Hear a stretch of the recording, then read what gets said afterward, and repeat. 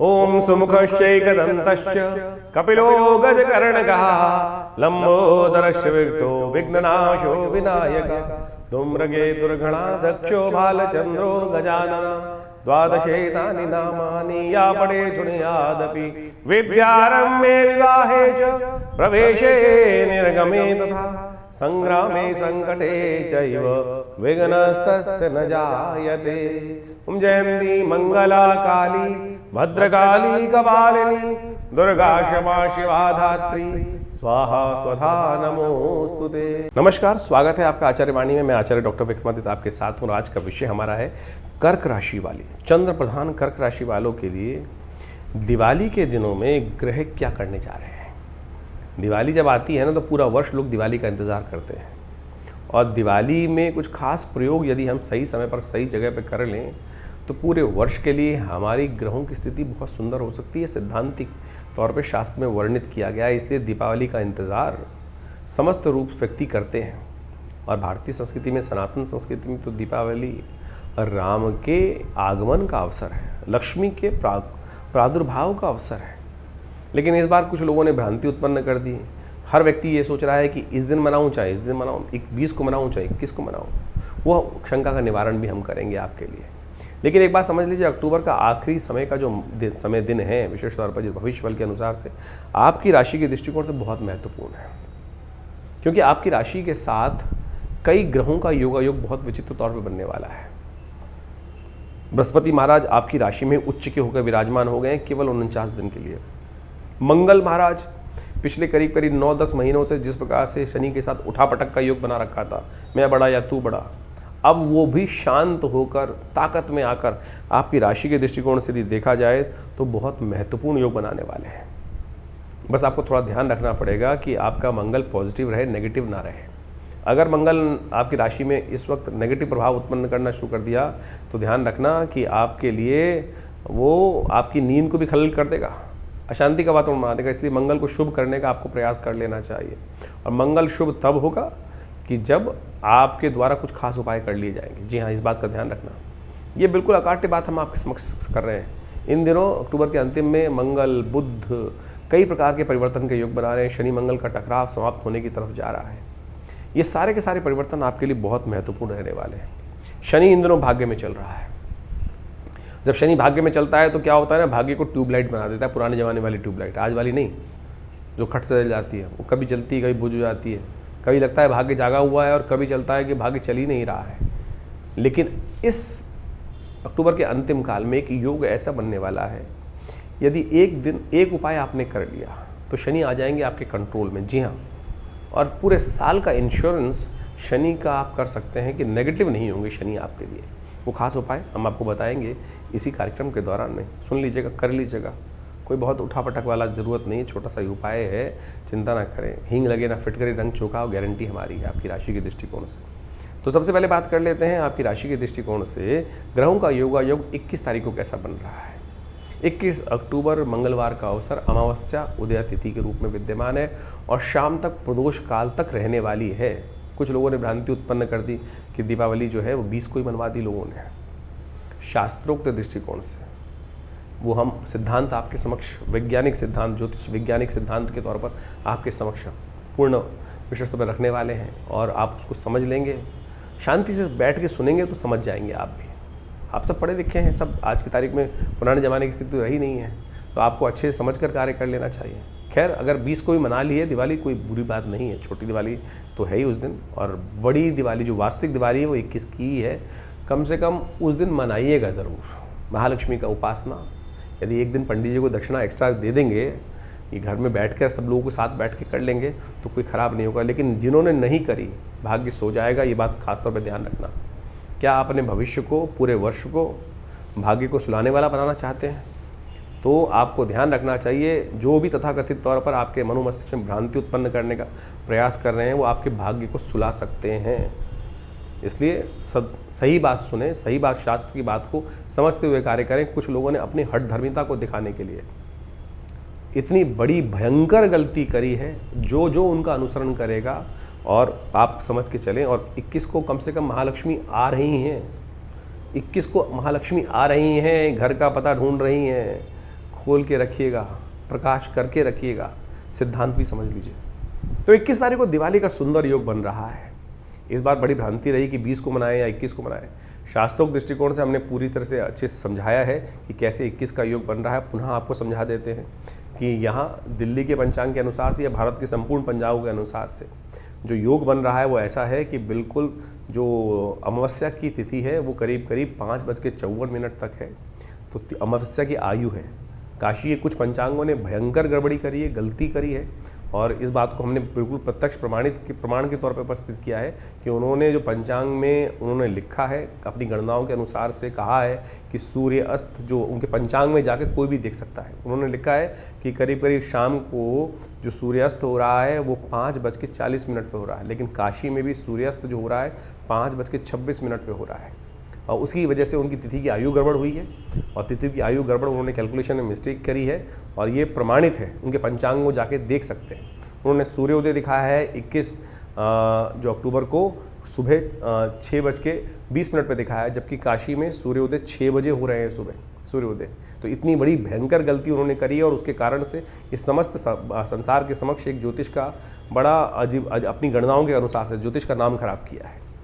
तो इस बात में भ्रांति में ना फंसे। ये काशी के कुछ विद्वानों, तथाकथित विद्वानों, हमारी संपूर्णानंद संस्कृत विद्यालय में काशी में बात हुई, और उन्होंने भी इस बात को प्रतिपादित किया कि 21 तारीख को ही दिवाली मनाई जानी चाहिए। तो हमने आपके समक्ष इस सत्य को प्रतिपादित किया है। आज ज्योतिष को सही रूप से समझने की आवश्यकता है। एक विचार गोष्ठी होनी चाहिए और उसको सही से समझना चाहिए। तो हमने ये प्रमाणित तौर पे आपके समक्ष रखा है कि 21 तारीख को सूर्यास्त के समय पर प्रदोष व्यापनी अमावस्या पूरे भारत में, आसाम से लेकर पूरे गुजरात तक के पूरे अक्षांश पर उपस्थित है। कोई द्वंद्व नहीं है। तो अपने भाग्य को जगाइए। अमावस्या युक्त जो प्रदोष तिथि में व्याप्त है, पराग्रही जो शास्त्र में कही गई है, अपनी किस्मत को मत सुलाइए भगवती का, महालक्ष्मी का। अगर आपने 20 को पूजन कर भी लिया है तब भी कोई चिंता नहीं, दोबारा कर लोगे तो कोई महालक्ष्मी जाएंगी नहीं, पदार्पण करेंगी। आपको नित्यपति करनी चाहिए, तो कम से कम इसी बात के मान के कर लो कि आप आनंद भाव से। तो एक महालक्ष्मी का पूजन। एक बड़ी विचित्र प्रश्न भी आपके समक्ष उठना चाहिए। हम यहाँ समस्त प्रश्नों का निराकरण भी कर रहे हैं कि महालक्ष्मी का एक प्रश्न हमारे पास आया, यहाँ हम बताना इसलिए आवश्यक समझते हैं कि 21 तारीख जो महालक्ष्मी का पूजन होता है, बोले गणेश के साथ गौरी बैठती हैं, यहाँ लक्ष्मी जी का पूजन होता है, विष्णु जी का पूजन क्यों नहीं होता? शास्त्र के अनुसार से आपको इस बात को सही रूप समझ लेना चाहिए कि जो भगवान राम के अयोध्या पर वनवास से वापस आने पर तो दिवाली आनंद भाव से दीपोत्सव मना ही मना, लेकिन भगवान राम से पहले भी तो दिवाली मनती थी। क्या दिवाली उससे पहले नहीं मनती? दिवाली का जो संबंध है दीपावली का, वो वास्तविक तौर पर वो है भगवती महालक्ष्मी का प्रादुर्भाव उस दिन हुआ। और जब आदि लक्ष्मी का प्रादुर्भाव हुआ, जो दुर्गा सप्तशती के दूसरे अध्याय में कथा आती है कि समस्त देवताओं ने विचार किया कि अब इस जो राक्षस जिसने त्रिलोकी में राज्य स्थापित कर लिया है महिषासुर ने, उससे कैसे उसको हटाना है। तो कहा जाता है कि जब समस्त देवतागण, भगवान विष्णु, महेश, शिव इत्यादि समस्त देवता गणों के साथ ऋषिगण वहाँ पे विचार कर रहे थे आकाश मंडल में, तो उन सबके शरीर से एक तेज निकला, और वो महालक्ष्मी के रूप में, एक स्त्री के रूप में वहाँ जो है परिवर्तित हुआ। तेजोमय शरीर था जो दिव्य थर्वशीष ने प्रार्थनाएं का, और समस्त देवताओं ने पूछा काशी तुम महादेवी थी, तो उन्होंने कहा, उस पराशक्ति ने बोला सा ब्रवीति आम ब्रह्म स्वरूपिणी मत्तः प्रतिपुषात्मगम जगत शून्यम च शून्यम च। ये दिव्य थर्वशीष की प्रार्थना है। और सब जब उन्होंने अपना पूरा व्याख्यान दिया कि हम कौन है, भगवती ने कहा वेदो हम अवेदो हम विद्याम अविद्याम अजाहम अनजाहम, तब आखिरी में सब समस्त देवता कहते हैं नमो देवी महादेवी शिवाय सत्मा। तो ये भगवती का स्वरूप जो है महालक्ष्मी स्वरूप है, उनका जो है वो प्रकट उस दिन हुआ है। तो प्रादुर्भाव उस दिन हुआ है, इसलिए महालक्ष्मी का पूजन उस दिन गणेश जी के साथ किया जाता है। गणेश जी तो सर्वप्रथम पूज्य हैं भगवान शिव के आशीर्वाद से, तो साथ में निर्विघ्नता पूर्ण करने के लिए और महालक्ष्मी की प्राप्ति के लिए इस दिन उनका स्तवन आनंद भाव से होना चाहिए। तो ये सही रूप से आप समझ लीजिए। तो वैसे तो श्री पंचमी के दिन भी भगवती महालक्ष्मी का प्रादुर्भाव बोला जाता है। बहुत सारे लोग द्वंद में फंस जाते हैं। वो कौन सी लक्ष्मी है? वो लक्ष्मी है कि जो सागर मंथन से उत्पन्न हुई श्री पंचमी के दिन। ये भगवती आदि लक्ष्मी है, जो जिनकी प्रार्थना भगवान विष्णु ने, भगवान शिव ने, ब्रह्मा ने स्वयं करी है। तो इस बात को जो आपस में मतभेद दिमाग में है भेद, उनको हटा दीजिए। तो आनंद भाव से भगवती की प्रार्थना करें। सुबह अपने पितरों के निमित्त अवश्य जो तर्पण इत्यादि है वो करना चाहिए। पहले पितृ पूजा, बाद में देव पूजा शास्त्र कहती है। तो 21 तारीख को सुबह अपने पितरों के निमित्त पूजन करें, उनको तर्पण इत्यादि करें, ब्राह्मण भोजन कराएं। शाम के समय जो प्रदोष काल है, जब सूर्यास्त हो रहा है आपके क्षेत्र में, जैसे दिल्ली में सूर्यास्त करीब करीब हो रहा है, वो हो रहा है करीब करीब 5:40 के आसपास, और उसी समय के बाद से लेकर रात्रि में 8 बजे तक। अब ये छोड़ दीजिए, जब एक बार डिसाइड हो गया कि प्रदोष व्यापनी अमावस्या हो गई, तो उसमें ये छोड़ दीजिए कि 5:57 पर खत्म हो जाएगी, तब फिर उसके बाद कोई फायदा नहीं। अरे पूरा मुहूर्त बन गया, जब योग बन गया तो पूरे 24 घंटे का मुहूर्त बन गया। तो शाम के समय प्रदोष काल में, जब सूर्यास्त के बाद से लेकर जब भी मुहूर्त आपके लिए व्याप्त हो रहा हो बढ़िया, उसमें आप आनंद भाव से माँ भगवती का, श्री गणेश का, लक्ष्मी जी का और साथ में कुबेर इत्यादि का समस्त पूजन घर में आनंद के साथ बैठ के करें। षोडशोपचार, पंचोपचार पूजन अवश्य करने का प्रयास करें, और उससे क्या होगा, भगवती महालक्ष्मी की प्रसन्नता प्राप्त होगी। पूजन के अंत में निशीतकालीन जो पूजा का समय है वो है रात्रि को 11 बजे से लेकर करीब करीब रात के 1:30 बजे तक। तो उस समय में भगवान शंकर के साथ अघोर मंत्र के साथ भगवान की पूजा होनी चाहिए भगवत की। उस दिन श्रीयंत्र को अपने घर स्थापित करना चाहिए दिवाली के पूजन में। साथ साथ शंख के द्वारा भगवती का सुंदर रूप से पूजन, शंख दक्षिणावर्ती शंख के रूप में भगवती महालक्ष्मी का जो पूजन करते हैं ना, कहा जाता है महालक्ष्मी अद्भुत रूप से उस घर में प्रतिष्ठा कर लेती हैं, रहती हैं। और साथ में पूजन के साथ साथ अवश्य वहाँ एक काम करें कि कमल के पुष्पों का एक शैया बनाकर भगवती को प्रदान करें, या आनंद भाव से पूजन करें। असंख्य दीपक जलाएं, 2 खूल इत्यादि समस्त रूप से भगवान का, भगवती का पूजन करेंगे तो आनंद भाव से भगवती की कृपा से आपके कष्ट निवारण करने का योग बनेगा। तो आनंद भाव से भगवती का पूजन करें। ये समय बहुत बढ़िया है, दीपावली का महापर्व है, और ऐसे में समस्त योगों के अनुसार से मन के द्वंद्व को हटाइए। हम पुनः कहेंगे कि अगर आपने 20 तारीख को कर भी ली है तो दोबारा भी करने में कोई निषेध नहीं है। कम से कम इस मुहूर्त को मत जाने दीजिए। तो तथाकथित विद्वानों के मतद्वंद के अनुसार से जो आपस में उनका अंतर्द्वंद है उसको भूल जाइए और अपने इस योग का लाभ उठाइए। 21 तारीख को दीपावली बहुत शुभ योग में आ रही है। मंगलवार की दीपावली जो होती है ना, अगर उस योग को आप हटा देते हैं, उस योग में परमात्मा की आराधना नहीं करते हैं, तो फिर ये अमंगलकारी भी हो जाती है। इस बात का ध्यान कर लेना चाहिए। तो आनंद भाव से भगवती का स्तवन करें। बहुत सुंदर योग बनकर आया है, तो ऐसे में समस्त कष्टों को निवारण करने के लिए भगवती का आवाहन करें। भगवती घूम रही हैं, तो आपके घर में सुंदर रूप से दीपों की माला बनाकर आनंद भाव से आप परमात्मा का, भगवती का पूजन करें। कल्याण के योग अद्भुत रूप से बनेंगे। सुगंधी युक्त तेल से जो घी जला रहे हैं उसमें थोड़ा इत्र अवश्य डालिएगा। असंख्य दीपक जितने भी चला सकते हैं, तो आप अवश्य इस प्रकार से पूजन करेंगे, कल्याण होगा। तो कर्क राशि वालों, दीपावली का सुंदर पर्व आपके लिए बड़ा कल्याणकारी रहे। माँ भगवती कृपा आप सब पर बरसे। 22 तारीख का दिन भी उससे भी अद्भुत है। सबसे पहले तो नववर्ष की बहुत बहुत शुभकामना। कर्क राशि वालों के भाग्य में क्या लिखा है वो जान लीजिए। 22 तारीख का दिन बुधवार के दिन सुंदर योग लेकर आ रहा है, और बुधवार के दिन से नववर्ष आरंभ हो रहा है। कार्तिक शुक्ल पक्ष प्रतिपदा के दिन अन्नकूट का सुंदर पर्व पड़ रहा है। बुद्ध सब शुद्ध पुरानी कहावत है, और बुधवार के दिन नववर्ष का आरंभ हुआ जाता है, जो समस्त विघ्नों को दूर करने वाला आपके लिए रह सकता है। और राशि के दृष्टिकोण से यदि हम समझें तो ये दिन आपकी राशि के दृष्टिकोण से सुख के पदार्पण की सूचना देता दिखाई दे रहा है। और ये विशेष तौर पर आपके लिए थोड़ा स्वास्थ्य का ध्यान रखने की ज़रूरत है। अननेसेसरी की चीज़ें, एंजाइटी को ना पालें, इस बात का ध्यान रखें। और थोड़ा ध्यान ये रखना है कि जल्दीबाजी नहीं करनी है चीज़ों। इन दिनों आप खुद देख रहे होंगे बहुत सारी चीज़ें आप जल्दी जल्दी कर लेते हैं। कुछ बोलने की भी जल्दी जल्दी हो जाती है, और फिर सोचना बाद में पड़ता है कि ये ना करते तो अच्छा होता। तो पहले सोचें फिर बोलें, इस बात का ध्यान रखें। और नववर्ष आनंद से मनाएं, इस बात का ध्यान रखें। बहुत सारे लोग दीपावली के अगले दिन तक देर तक सोते हैं। शास्त्र में वर्णित है कि इस दिन जैसा करोगे पूरे वर्ष वैसा ही आपके साथ होगा। और इस कथा को भी समझ लें आप। 22 तारीख को अन्नकूट भी है, नववर्ष भी आरंभ हो रहा है। गुजरात इत्यादि में आज भी परंपरा है कि कार्तिक कृष्ण पक्ष की प्रतिपदा को नववर्ष के रूप में मनाया जाता है। भगवान कृष्ण की सुंदर उपासना की जाती है, और ये दिन अद्भुत योग लेकर आता है। इस दिन जैसा जैसा आप करेंगे, जैसा जैसा आपके साथ होगा, पूरे वर्ष उसी प्रकार का योग बन सकता है। तो अच्छे रेजोल्यूशन, आमतौर पे लोग कहते हैं ना, नए साल के दिन से अच्छी अच्छी बातें सोचनी चाहिए, गलत काम नहीं करना चाहिए, अच्छे कपड़े पहनने चाहिए, सुंदर भाव सोचना चाहिए। वो हम 1 जनवरी के साथ जोड़ देते हैं। ज्योतिष के दृष्टिकोण से, स्कंद पुराण के दृष्टिकोण से, स्कंद पुराण में इस बात का वर्णन है कि जो कार्तिक शुक्ल पक्ष की प्रतिपदा है, जिसके दिन अन्नकूट होता है, गोवर्धन की पूजा होती है, उस दिन वो मुहूर्त बनता है कि जैसा जैसा आपके साथ होगा पूरे वर्ष उसी प्रकार के आपके साथ योग घटेंगे। तो इसलिए आनंद भाव से परमात्मा का सुंदर स्मरण करें, जल्दी उठें, भगवान का स्मरण करें, माता पिता का आशीर्वाद लें, गुरुजन का आशीर्वाद लें, और उस दिन भगवान कृष्ण का सुंदर पूजन करना चाहिए। भगवान कृष्ण का अन्नकूट के रूप में, अन्न गोवर्धन के रूप में प्रकृति की पूजा करने का जो सिद्धांत है अद्भुत है। 56 भोग लगाए जाते हैं भगवान को। ये 56 भोग का सिद्धांत भी बड़ा विचित्र है। कहा जाता है कि भगवान ने 7 दिन तक 8 पहर हर रोज़ होते हैं, 7 दिन तक भगवान ने अपने जो कनिष्ठिका उंगली के ऊपर पूरे पर्वत को उठा के रखा। तो इसलिए उनको 56 भोग लगाए जाते हैं। 7 × 8 करेंगे तो 56 आएगा। तो ये 56 भोग जो लगाए जाते हैं आनंद भाव से संपूर्ण समर्पण है भगवान के प्रति, कि भगवान अपने भक्तों की सदा रक्षा करते हैं। और ये कोई इंद्र के साथ द्वेष नहीं है भगवान का, भगवान तो इंद्र के परम हितैषी हैं। ये तो रूढ़िवादी परंपराओं को हटाने की, प्रकृति के साथ व्यक्ति को जोड़ने की कथा है। अद्भुत रूप से इस बात को हमें समझना चाहिए। और एक बात समझें कि जो ये गोवर्धन पर्वत हैं, इनके बारे में अद्भुत कथाएं शास्त्र में बताई। एक कथा हम आपको समक्ष रख दें कि कैसे भगवान ने शिरोधार्य किया गोवर्धन को। कहा जाता है कि भगवान के ऊपर ऋण था गोवर्धन पर्वत का। जब राम अवतार में सेतुबंध का निर्माण हो रहा था, तब कहा जाता है पूरे हर जगह से लोग अपने अपने जो अपनी सेवाएं देने वहाँ आ रहे थे। पहाड़, पर्वत, कंदराएं सब रूप से वहाँ पे चल दी थी अपनी तरफ से।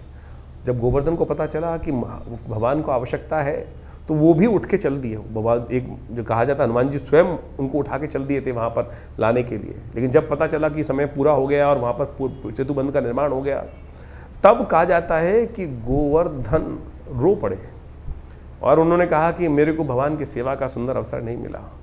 हनुमान जी ने जब वापस रख दिया उनको वहाँ पर, तो उन्होंने कहा कि मेरी ये जो सृष्टि जो भगवान के समक्ष मेरी ये जो प्रार्थना ये अवश्य रखना कि भगवान मेरे को क्यों आपने भुला दिया, मैं तो आ रहा था सेवा करने देने के लिए अपनी।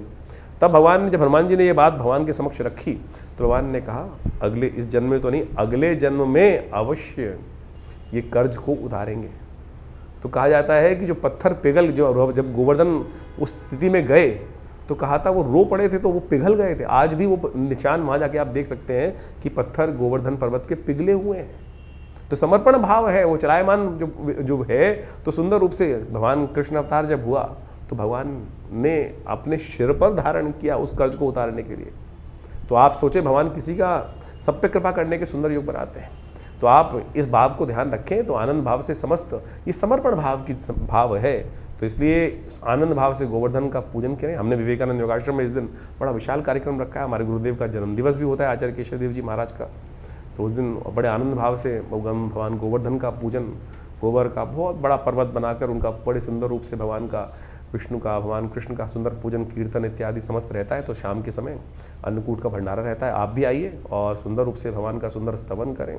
और सबसे पहला काम ध्यान रखिएगा, इस दिन सुंदर योग जो बन रहा है आनंद से रहेगा, पर प्रसन्नता से रहेगा। भगवान का भजन कीजिएगा, जितने अच्छे काम हो सकते हैं वो सब करने का प्रयास करें, क्योंकि यही वो दिन है। पुनः आपको अवगत करा देते हैं। और इस दिन अवश्य भगवान कृष्ण के लिए, भगवान विष्णु के लिए सुंदर पूजा, षोडशोपचार पूजन कर कर उस दिन कम से कम अपने आप को 11 दीपक अवश्य घी के चलाने चाहिए।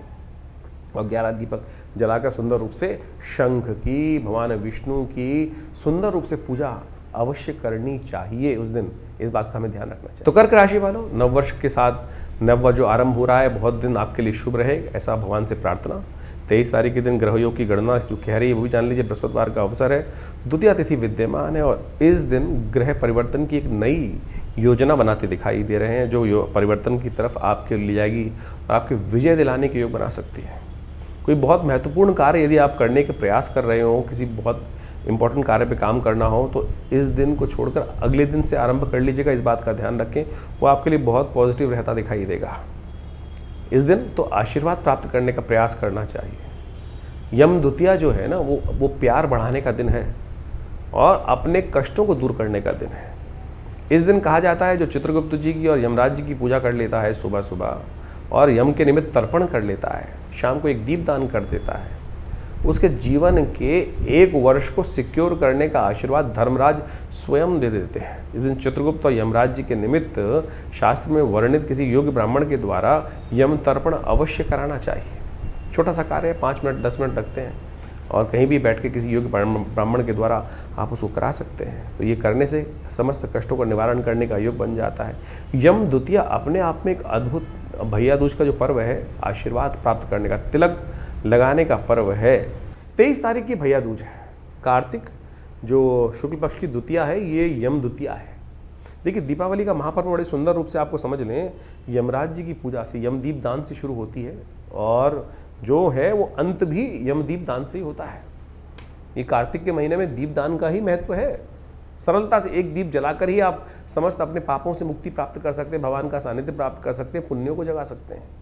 ये यमदीप दान जो यम द्वितीया है, जिसको भाई दूज बोला जाता है, इसके पीछे भी अद्भुत कथा है।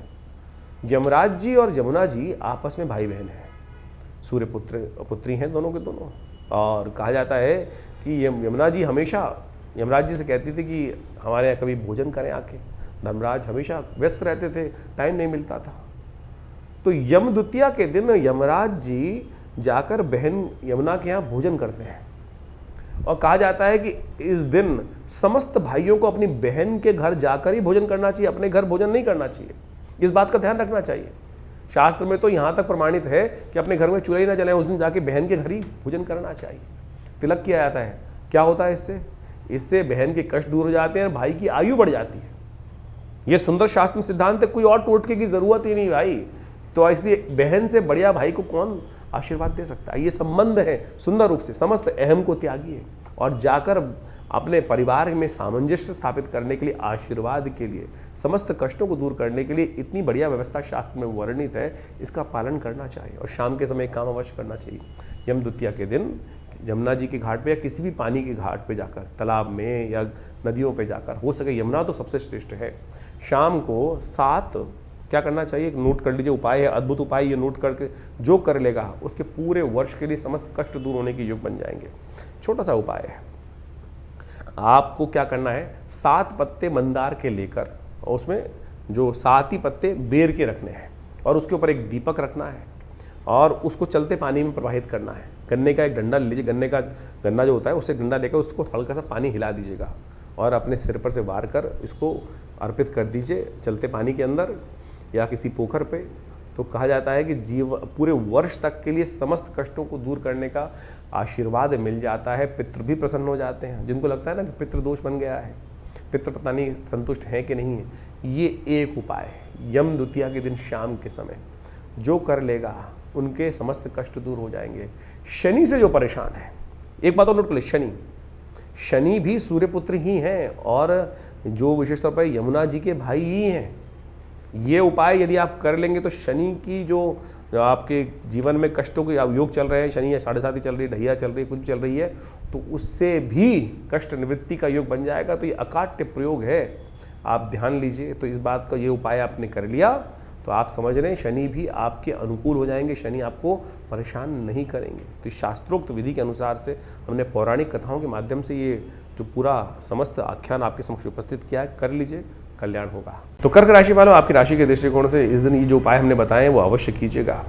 24 तारीख का दिन शुक्रवार का दिन है और उस दिन तृतीया तिथि है, कार्तिक की शुक्ल पक्ष की तृतीया, और इस दिन ग्रह परिवर्तन का एक विशेष योग बनाते दिखाई दे रहे हैं। आपकी राशि में बुद्धि भाव में बुद्धि के ग्रह जाते दिखाई दे रहे हैं और वहाँ बैठकर चंद्रमा के साथ वो गजकेसरी योग का निर्माण करेंगे। 2 शुभ ग्रह इस वक्त बहुत सुंदर रूप से आपकी राशि में कई प्रकार से वारे न्यारे करने की तरफ सूचना लेकर आते दिखाई दे रहे हैं। आने वाले 3-4 दिन आपकी राशि में यदि स्थिर भाव से आप काम करोगे तो चीज़ों को बहुत पॉजिटिव रूप में आप अपने लिए बनाते दिखाई दोगे। तो ये समय आपको खास तौर पे ध्यान रखते हुए, बुद्धि को एकाग्रचित करते हुए नए कामों पर ध्यान फोकस करने के लिए दिखाई देता है। तो इसलिए ये बुध का ये परिवर्तन कुछ दिन के लिए जो हुआ है वो आपके लिए बहुत श्रेष्ठ योग बनाता दिखाई दे रहा है और कई प्रकार से लाभ के योग बनाता दिखाई दे रहा है। विजय निश्चित दिखाई देती है। तो जिस आप बिना किसी संकोच के कार्यों में पदार्पण आगे करने का आप प्रयास कीजिए, वो आपके लिए बड़ा श्रेष्ठ योग बनाएगा। शुक्रवार का अवसर है, बुध परिवर्तन की तरफ गए हैं, तो बुध को शक्ति देने के लिए एक काम करें, वाणी पर संयम रखें, कुछ भी अपशब्द मुख से ना निकले, इस बात का ध्यान रखें। और हो सके तो पालक इत्यादि का दान करें, गौ सेवा करें, गौशाला में पालक भिजवा दीजिए, वो आपके लिए बड़ा अच्छा रहेगा। सब्जी, कोई भी सब्जी इत्यादि, घिया इत्यादि, हरी सब्जी जो भी हो, वो अपने द्वारा खीरा, घिया इत्यादि कुछ ना कुछ अपनी सामर्थ्य के अनुसार से दान करने का प्रयास कीजिए, अच्छा रहेगा। यदि आप ऐसी जगह रहते हैं, बहुत सारे लोग हमें बोलते हैं कि हम कर ही नहीं पाते हैं, अरे तो बहुत सारी ऑर्गेनाइजेशंस हैं जो काम कर रही हैं आज की तारीख में, आप जाके बोल दीजिए कि हमारे नाम से करा दीजिए, आपके लिए वो व्यवस्था करा दी जाएगी, कर लेंगे बहुत सारे लोग। 25 तारीख का दिन शनिवार का अवसर है, चतुर्थी तिथि के साथ इस बार शनिवार का योग बन रहा है और ये गजकेसरी योग विद्यमान है। ग्रह आपके लिए करीब करीब कई दृष्टिकोण से बहुत अच्छे योग बनाते दिखाई दे रहे हैं, ग्रहों का स्थिति आपके लिए अनुकूल दिखाई दे रही है। तो ऐसे में आपको विशेष तौर पर एक बात का ध्यान रखते हुए कार्य करना चाहिए कि आप कई बार मन में संकोच चलता रहता है, करूं कि ना करूं। ये संकोच को त्यागने का प्रयास करें, क्योंकि इन दिनों चंद्रमा जो है वो अपनी परम कमज़ोर स्थिति में है, बृहस्पति से दृष्ट जरूर लेकिन कमज़ोर स्थिति में है। तो क्या होता है, मन में कई बार घबराहट रहती है। जब ज्योतिष कह रहा है, ज्योतिष विज्ञान के अनुसार से लग रहा है, गोचर के दृष्टिकोण से तो कम से कम कि विजय के योग हैं। अब पता नहीं ग्रह राशि के दृष्टिकोण से तो हम समझा ही सकते हैं, लेकिन ओवरऑल अगर जन्मपत्री में कुछ विशेष नेगेटिव योग हैं तो बात नहीं कह सकते। लेकिन गोचर के दृष्टिकोण से तो ग्रह बिल्कुल करीब करीब 90% आपके फेवर में ग्रह दिखाई दे रहे हैं। तो इनको यूटिलाइज करते हुए आगे बढ़ते हुए कार्य करने का आपको प्रयास करना चाहिए, वो आपके लिए अच्छा रहेगा। शनिवार का अवसर है, तो ऐसे में शनि आपकी राशि में अभी भी भाग्य में बैठे हुए थोड़ी कमज़ोर स्थिति में है, तो आपके लिए अच्छा रहेगा कि गणेश जी के मंदिर में जाकर थोड़ा सिंदूर गणेश जी को अर्पित कर दीजिए, वो आपके लिए बड़ा अच्छा रहेगा। और गणेश जी के आशीर्वाद से शनि भी नेगेटिव से पॉजिटिव करने का कुछ ना कुछ भाग्य को वृद्धि करने का योग बना सकते हैं। 26 तारीख का दिन रविवार का दिन है, पंचमी तिथि के साथ है, सौभाग्य पंचमी का योग लेकर आया है, ज्ञान पंचमी का योग लेकर आया है और ये ग्रह परिवर्तन की तरफ जाएंगे। थोड़े हल्के होते दिखाई दे रहे हैं ग्रह। अननेसेसरी खर्चे आपको थोड़े परेशान कर सकते हैं, खर्चों को कंट्रोल करने की ज़रूरत है और सबसे बड़ी स्वास्थ्य में ध्यान रखने की ज़रूरत है। जो कहीं इन्फेक्शन कहीं फैला हुआ हो, जुकाम किसी को हो, कुछ हो, तो उनसे थोड़ा दूर रहते हुए कार्य करने की ज़रूरत है, ध्यान रखिएगा। स्वास्थ्य पर थोड़ा दिन भारी पड़ता दिखाई दे रहा है आपकी राशि के दृष्टिकोण से। तो छुट्टी का दिन है, बहुत सारी जहाँ भीड़ भाड़ वाली जगह हो थोड़ा सा उसमें बचते हुए कार्य आपको करना चाहिए, ऐसा ध्यान रखें। हो सके तो भगवान सूर्य को सुबह सुबह थोड़ा जीवनी शक्ति का संचार करने के लिए उनके समक्ष थोड़ी देर बैठें, थोड़ा उनका ध्यान करें, थोड़ा गायत्री मंत्र का जप करें, वो आपके लिए कल्याणकारी रहेगा। 27 तारीख का अवसर सोमवार का अवसर है, षष्ठी तिथि है इस दिन और ये है सूर्य की शक्ति को प्राप्त करने का दिवस। सूर्य जिन दिनों सबसे कमज़ोर स्थिति में रहते हैं, ऐसे में छठ पर्व मनाया जाता है। सूर्य का ध्यान कर कर अपने जीवन में कीर्ति वृद्धि के योग बनाए जाते हैं। सूर्य के शौर्य, सूर्य का ध्यान करके उनका अर्घ्य देकर विशेष तौर पे इसलिए ध्यान करना चाहिए। और वैसे भी गोचर में थोड़ा दिन आपके लिए हल्का दिखाई दे रहा है, तो सुबह सुबह भगवान सूर्य को अर्घ्य देना आपके लिए कल्याणकारी रहेगा। इस बात का ध्यान रखें, हो सके तो चावल का दान करें। अननेसेसरी का जो भी काम कर रहे हो, इस बात का ध्यान रखें कि रूल में रहते हुए कार्य करें। गाड़ी भी चला रहे हैं तो थोड़ा ध्यान से चलाइएगा। कहीं रेड लाइट जंप कर ली और आगे जाकर हाथ देकर आपको रोक लिया गया तो फिर आपके लिए ये ग्रह का ही प्रभाव है, तो थोड़ा ध्यान रखते हुए कार्य करना है। और एक सजगता आपके नुकसान को बचा सकती है, यही उपाय है। विशेष तौर पर इसको करेंगे तो कल्याणकारी रहेगा आपके लिए। इस दिन ग्रह का परिवर्तन एक विशेष होने के योग बन रहे हैं, जो हो रहा है मंगल का परिवर्तन। ये मंगल का परिवर्तन आपके लिए सबसे इम्पोर्टेंट योग बना रहा है। ये मंगल का परिवर्तन आपके लिए, जो आपने पिछले काफ़ी दिनों से देखा कि आपको कुछ लोगों ने साइड लाइन करने का प्रयास किया, कुछ लोग आपके लिए विशेष तौर पर आगे बढ़ाने के लिए रुकावट उत्पन्न करने के योग दे रहे थे, उन सबको अब साइड लाइन करने का समय आ गया है और ये ग्रह आपके लिए बहुत सुंदर परिवर्तन की तरफ जा रहा है। शनि के उठापटक से निकलकर मंगल अब जा रहे हैं शुद्ध होकर अपनी पूर्ण ताकत में प्राप्त करने के लिए।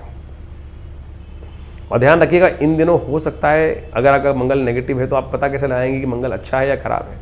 अगर नींद में खलल पड़ रहा है, आपकी अशांति थोड़ी बढ़ रही है, तो समझ लीजिएगा मंगल का नेगेटिव प्रभाव है और उससे मंगल को ठीक करने के लिए आपको मंगल का पॉजिटिव उपाय करने की ज़रूरत पड़ेगी। हनुमान चालीसा का डेली पाठ चाहिए अगर मंगल नेगेटिव है तो। और मंगल हनुमान जी तो वैसे भी ध्यान कर लीजिए, और तो आपके लिए कल्याणकारी योगी बनाएंगे हनुमान जी। वैसे ओवरऑल हमें दिखाई देता है कि मंगल का ये परिवर्तन आपके लिए करीब करीब 80-90% तो पॉजिटिव रहने के योग अवश्य बनाता दिखाई दे रहा है। लेकिन जिनकी कुंडली में मंगल अच्छा नहीं होता है, उनके लिए थोड़ी समस्याएं उत्पन्न करने के योग बन सकते हैं। जितना लाभ मंगल ने देना था वो नहीं देगा, तो उनको क्या करना चाहिए, उनको विशेष तौर पर हनुमान जी का स्तवन नित्यप्रति करने का प्रयास करना चाहिए। हो सके तो मंगल का एक यंत्र अपने घर में सिद्ध करके स्थापित कर लें, वो भी कल्याणकारी रहेगा। 28 तारीख मंगलवार का अवसर, षष्ठी तिथि थोड़ी वृद्धि की तरफ गई है और ये ग्रहों का योगा योग जो है वो आपकी राशि के दृष्टिकोण से समझ लेना चाहिए कि जो है थोड़ा सा आपको संभल के चलने की ज़रूरत है। थोड़ा सा संभल के चलने की ज़रूरत इसलिए है कि हल्का सा कहीं पैर फिसला तो थोड़ी परेशानी उत्पन्न करने के योग दे सकते हैं। कोई बड़ा महत्वपूर्ण कार्य करना हो तो उसको आज के दिन तो टाल देना चाहिए, कल की तरफ उसके जाने का प्रयास करना चाहिए। कई बार अपनी गति को कई बार रोकना भी पड़ता है और वो रोकना नुकसानदायक नहीं होता, फलदायक हो सकता है। इसलिए ज्योतिष की गणनाओं को समझते हुए कार्य करने का प्रयास करना चाहिए। तो समझ के कार्य करेंगे तो अच्छा रहेगा आपकी राशि के दृष्टिकोण से। 29 तारीख का दिवस बुधवार का दिवस है, सप्तमी तिथि विद्यमान है और ग्रहों ने एक नई चाल चल दी है जो आपके अंदर नया एक सूर्योदय के साथ नए विचार को लेकर ग्रह आपके मनोमस्तिष्क में विचार उत्पन्न करता दिखाई देगा। और समझें, वो आपको चीज़ों का पूर्वाभास होने का योग भी बनता दिखाई देगा। यानी बहुत सारी चीज़ें आप पहले सोच लेंगे जो आपको दिखाई देगा, ये तो मैंने सोचा था, ये सही घटना कैसे घट रही है। तो इसको एक बात ऐसे समझ लें कि जो जो विचार मन में आ रहे हैं उनको साइडलाइन ना कीजिएगा, उन पर थोड़ा ध्यान ज़्यादा देने की ज़रूरत है। ऐसा सोचते हुए कार्य करेंगे तो अच्छा रहेगा आपकी राशि के दृष्टिकोण से। इस दिन भद्रा रहेगी जो करीब करीब सुबह 9:30 बजे से आरंभ होगी। नए कार्य की तरफ थोड़ा कम ध्यान दें, चलते हुए कार्यों में थोड़ी शक्ति ज़्यादा लगाने का प्रयास करें, वो आपके लिए अच्छा है। विघ्नों को दूर करने के लिए विघ्नहर्ता गणेश जी का ध्यान करना आपके लिए अच्छा रहेगा। पीले पुष्प उन्हें अर्पित करें, भगवान की कृपा से एक मंत्र भी जप कर लें, या देवी सर्वभूतिषु बुद्धि रूपेण संस्थिता नमस्तस्यै नमस्तस्यै नमस्तस्यै नमो नमः, कृपा होगी। 30 तारीख का दिन बृहस्पतिवार का दिन है और ग्रह आपके लिए कम से कम अच्छे योग बनाते दिखाई दे रहे हैं और ये योग आपके लिए खासतौर पर लाभ का रास्ता भी खोलते दिखाई दे रहे हैं। और ऐसे में इन लाभ को, इन स्थितियों से लाभ उठाने के लिए थोड़ा सा इनिशिएट करने की ज़रूरत है और अड़ने की ज़रूरत नहीं है। अड़के हुए काम करोगे तो फिर कहीं ना कहीं समस्याएं उत्पन्न कर सकते हैं। अड़िए मत, शांति के साथ समझे चीज़ों को काम करेंगे। इन दिनों घर के मामलों में थोड़ा खर्चा ज़्यादा होने के योग दिखाई देते हैं घर बाहर पर, तो इसलिए थोड़ा सा जो घर बार के काम आ रहे हैं उन पर थोड़ा ध्यान देने की ज़रूरत ज़्यादा रहेगी। गोपाष्टमी है, ग्रहों को ठीक करने के लिए सबसे अच्छा रहेगा कि गाय के सुबह सुबह पूजन करें, गाय को अपनी सामर्थ्य के अनुसार से कुछ ना कुछ। गोपाष्टमी जो है, कहा जाता है कि प्रत्यक्ष देवता माने जाते हैं। सर्व देवताओं का वास गऊ के अंदर कहा गया है, इसलिए गौ सेवा नित्यप्रति होनी चाहिए। कम से कम गोपाष्टमी तो अवश्य अपनी जितनी सेवा हो सकती है वो करने का प्रयास करें। 31 तारीख शुक्रवार का अवसर है, 9वीं तिथि इस दिन विद्यमान है और ग्रह नक्षत्रों के दृष्टिकोण से जो योगा योग बन रहा है वो आपको समझ लेना चाहिए। ये परिवर्तन का योग बन रहा है, थोड़ा सा आपके अंदर भ्रम की स्थिति को उत्पन्न करेगा। चीज़ों को समझ में जितनी दिखाई दे रही हैं वो कहीं ना कहीं थोड़ा सा अंडर एस्टिमेट करके चलते दिखाई देंगे और वो अंडर एस्टिमेट करना कई बार विकट स्थिति को उत्पन्न कर सकता है। पंचक भी आरंभ हो रहा है इस दिन, ध्यान रखिएगा। पंचक का आरंभ होना कहीं ना कहीं जिस शास्त्र में वर्णित है, लकड़ियों का एकत्रीकरण, तृण का एकत्रीकरण, छत ना डालना, ये सब चीज़ों से बचना चाहिए। कई बार लोग बहुत सारी और चीज़ों को जोड़ लेते हैं, उतना ज़्यादा चिंता की ज़रूरत नहीं है। इस दिन आंवला नवमी भी पड़ रही है साथ में। आरोग्यता प्राप्त करने का दिवस है, क्योंकि स्वास्थ्य के निमित्त भी मानसिक तौर पर भी थोड़ा सा दिन हल्का दिखाई देता है, तो इस दिन आंवले का पूजन करना चाहिए। शास्त्र में अद्भुत विधान है, वो भी समझ लीजिए। आंवला नवमी के दिन विशेष तौर पर भगवान विष्णु की उपासना जो कर लेते हैं उनके समस्त आयुष संबंधी समस्याएं ठीक करने के योग बन जाते हैं। शास्त्र के दृष्टिकोण से कहा जाता है कि इस दिन से आंवला पूजन करने के बाद एक आंवला रोज यदि पूरी सर्दी आप खा लें तो आपकी स्वास्थ्य संबंधी समस्या, जो ग्रह इस वक्त शनि को देख लें, चाहे आप बृहस्पति को देख लें, वो कहीं ना कहीं स्वास्थ्य के मामले में थोड़ा नेगेटिव चल रहे हैं, तो उनको ठीक करने के लिए ये सुंदर योग है, तो इसको अपनाइए, कल्याण होगा। तो ये जो ग्रहों का योग आपने समझा, नित्यपति जो ग्रहों का परिवर्तन आपके समक्ष उपस्थित होता है, और इस अक्टूबर के महीने में तो बहुत सारे महत्वपूर्ण ग्रह परिवर्तन की तरफ जा रहे हैं, ये सब आपको समझ में आना चाहिए। मंगल स्वग्रही होने जा रहे हैं, शुक्र बहुत जल्दी अक्टूबर समाप्त होते ही स्वग्रही अपने रूप में आ जाएंगे, बृहस्पति उच्च के हो गए, शनि अब पुनः मार्गी होने की तरफ जा रहे हैं। तो ये ग्रहों का जो विशेष परिवर्तन है, कुछ नया, यानी दीपावली के बाद से ऐसे जैसे ग्रहों का परिवर्तन होने के योग बने हैं, वो महत्वपूर्ण परिवर्तन आपके जीवन में लाने के योग बनाएंगे। जब ग्रह अपनी शक्ति में आते हैं तो कई प्रकार से अच्छे समय को आपके समक्ष लाने का उपस्थित योग बना देते हैं। तो ऐसे में हमको अपने आप को तैयार करना चाहिए। तो ग्रहों का योग जो है, जिस प्रकार से आपने समझा है, आपकी राशि के दृष्टिकोण से परिवर्तन की तरफ चला गया है। चीज़ें बिल्कुल बहुत सारी चीज़ों के मामलों में अनुकूल परिस्थिति बन रही हैं। जो शनि का मंगल के साथ एक विचित्र प्रकार का योग पिछले करीब 3-4 महीनों से 5 महीनों से लगातार चल रहा था। पहले समसप्तक योग, पहले षडाष्टक योग, फिर षडाष्टक योग तो पुनः बना, और अब मंगल पूर्ण ताकत में आ चुके हैं, बृहस्पति से दृष्ट हो चुके हैं, शुक्र भी स्वग्रही होने के योग बना रहे हैं। तो इस प्रकार से इन सब समस्त ग्रहों ने परिवर्तन कर आपकी किस्मत में कुछ नया करने का, व्यवस्था बनाने का योग बनाया है। तो आप अच्छे से समझ लीजिए, और जब समय ठीक चल रहा हो ना, तो हमको पूरा तटस्थ होकर, कई बार क्या होता है, मन हतोत्साहित हो जाता है, लगातार कई बार जीवन में समय खराब चल रहा होता है तो मन ये ऐसा हो जाता है कि कुछ होगा ही नहीं, मेरे करने से कुछ होना ही नहीं है। तो ऐसे में हम हार जाते हैं, और जबकि स्थितियां बिल्कुल परिवर्तन करते हुए टाइम नहीं लगता है। वैसी ही परिवर्तन की स्थिति अब आ चुकी है। जैसा हमने आपको कहा, मंगल स्वग्रही होने के योग बना रहे हैं, अपनी राशि में आ रहे हैं, पूर्ण ताकत में आ रहे हैं, और हिम्मत से बहुत सारी। सबसे बड़ा परिवर्तन तो बृहस्पति ने किया है। लंबा समय नहीं है, सोने का समय नहीं है। जो जागत है सो पावत है, जो सोवत है सो कुवत है। इस बात का ध्यान कर लो साफ साफ। और नहीं तो फिर ये समय तो अभी कैसे, दिसंबर तो आया जाता है, 4 दिसंबर के आसपास बृहस्पति पुनः फिर बदल जाएंगे और फिर वही स्थिति में चले जाएंगे। उच्च के बृहस्पति सुंदर तरीके से ग्रहों पर अपना कंट्रोल उपस्थित कर चुके हैं। तो अब आपको समझना है कि आपको चीज़ों को कैसे ठीक करना है। हाँ, अगर अभी भी आपको लग रहा है कि आपके जीवन में परिवर्तन नहीं आ रहा, तो आपको फिर गोचर के दृष्टिकोण से नहीं, अपनी जन्मपत्री को दिखाना चाहिए। हो सकता है कुछ महादशाएं खराब चल रही हैं, और बहुत ऐसा लंबा चौड़ा उपाय नहीं होते हैं। बहुत सारी चीज़ें लोग चाहते हैं कि परिवर्तन होता ही नहीं है, लेकिन उनको सही रूप से करने की आवश्यकता है। हमने देखा है परिवर्तन होता है। बहुत सारे लोग लगातार हमारे साथ जुड़े हुए हैं, और हमने जैसे जैसे उपाय उनसे कराए हैं, उनके जीवन में महत्वपूर्ण परिवर्तन का योग बना, निश्चित तौर पे बना, अच्छे से सामने देखने पे बना।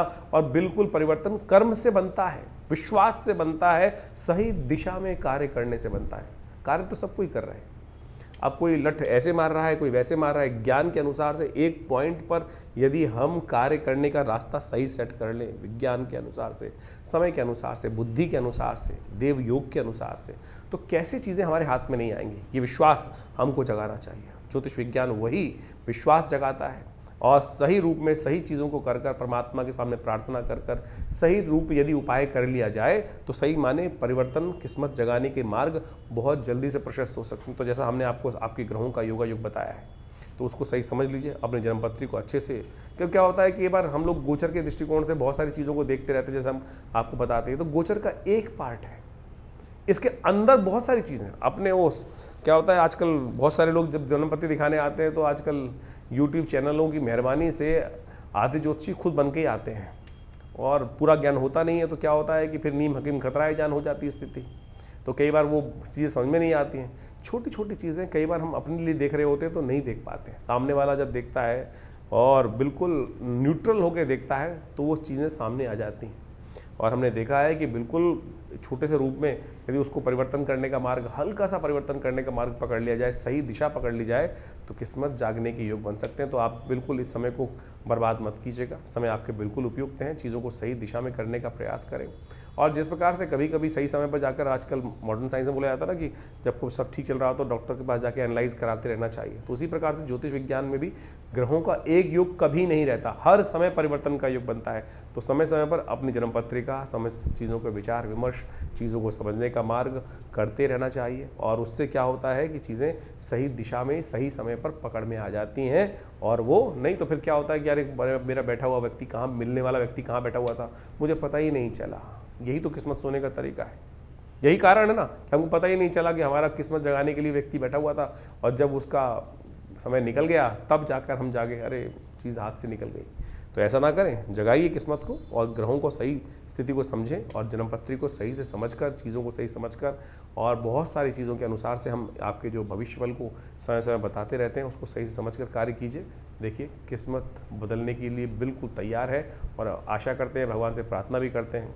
जैसा हमारे आश्रम पर नित्य प्रति बहुत सारी अनुष्ठान इत्यादि, यज्ञ इत्यादि, पूजा इत्यादि चलती रहते हैं। जन कल्याण के योग बनाएं, अपने स्वयं भी अच्छा करें और समाज को भी अच्छी तरफ ले जाने का प्रयास करें। धन्यवाद, नमस्कार।